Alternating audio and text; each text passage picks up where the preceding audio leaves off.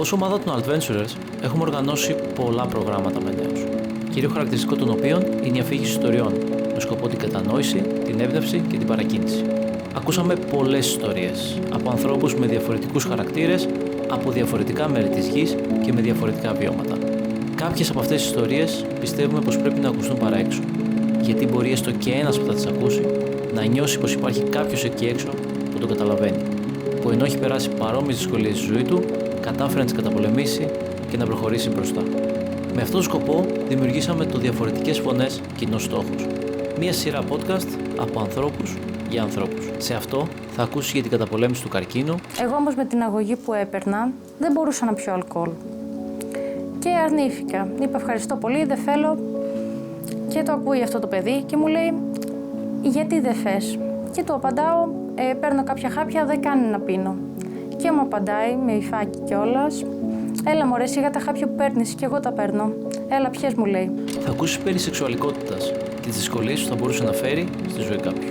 Ναι, μέσα από αυτό βεβαιώθηκα και εγώ και εκείνοι δεν ξέρω αν βεβαιώθηκαν, αλλά ήταν ένα δυνατό χαστούκι στο ταξίδι της συνειδητοποίησης τους ότι ναι, έχουμε ένα queer παιδί, έχουμε ένα gay αγόρι.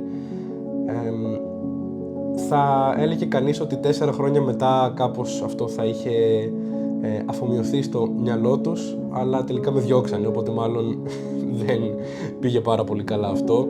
Θα ακούσεις για άτομα που ξεπέρασαν τον φόβο της επικριτικής κοινωνίας.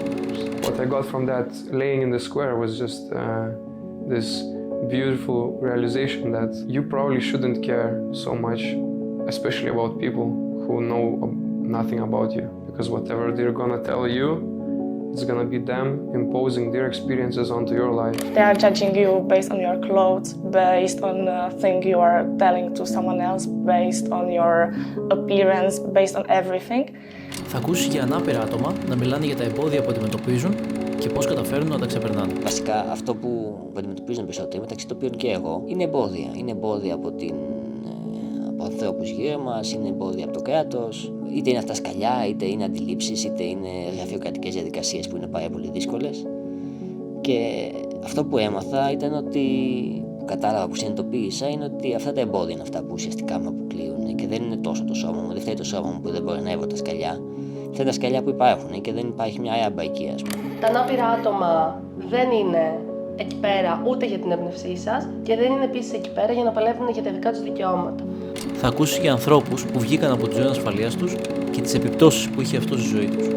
I was suddenly independent and it felt so empowering to just be able to do everything that I wanted.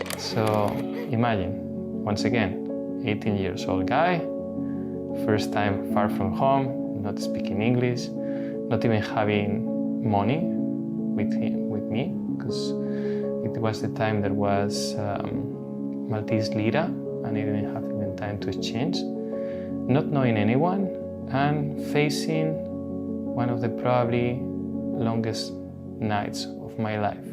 Θα ακούσει για μετανάστευση και το πώς κατάφερε ένας άνθρωπος να ενταχθεί στην ελληνική κοινωνία. Σίγουρα είναι πολύ δύσκολο κάποιος να φεύγει από την πατρίδα του, αλλά η συμβουλή που θα έδινα σε οποιοδήποτε, είτε μικρό είτε μεγάλο, είναι το να μην τα παρατάει. Θα ακούσεις ιστορίες για το κοινωνικό άγχος και την κατάθλιψη και το πώς 2 γυναίκες κατάφεραν να ξαναβρούν τις εαυτές τους. And then I realized that okay, it's happening. I'm moving to another country alone with my social anxiety. I just understood that I don't have depression. There is just my inner child screaming for help, screaming for me to look at her. But what did I do to her? I just give her some pills to shut down and to shut up. Θα ακούσει για τον εθελοντισμό, την πυρόσβεση και την αντιμετώπιση του κράτους στις καταστροφές. Να πάω να βοηθήσω εθελοντικά, κυρίως στην έβρεση ζώων και στο να παρέχω τις βοήθειές μου σε ανθρώπους, είτε με τρόφιμα, είτε με νερά, είτε ακόμη και με πρώτες βοήθειες. Και στην τελική κατέληξα να βρίσκομαι μπροστά σε απανθρακωμένους ανθρώπους, απλά και μόνο επειδή δεν είχε γίνει ο κατάλληλος έλεγχος. Είχαν γίνει δηλαδή όλα πάρα πολύ γρήγορα και ήταν τόσο μεγάλη ζημία που δεν μπορούσαμε δεν μπορούσε το κράτος να ανταπεξέλθει στους ρυθμούς που χρειάζονταν. Όλες τις ιστορίες του Διαφορετικές Φωνές Κοινός Στόχος μπορείς να τις βρεις στο YouTube και στο Spotify. Καλή ακρόαση.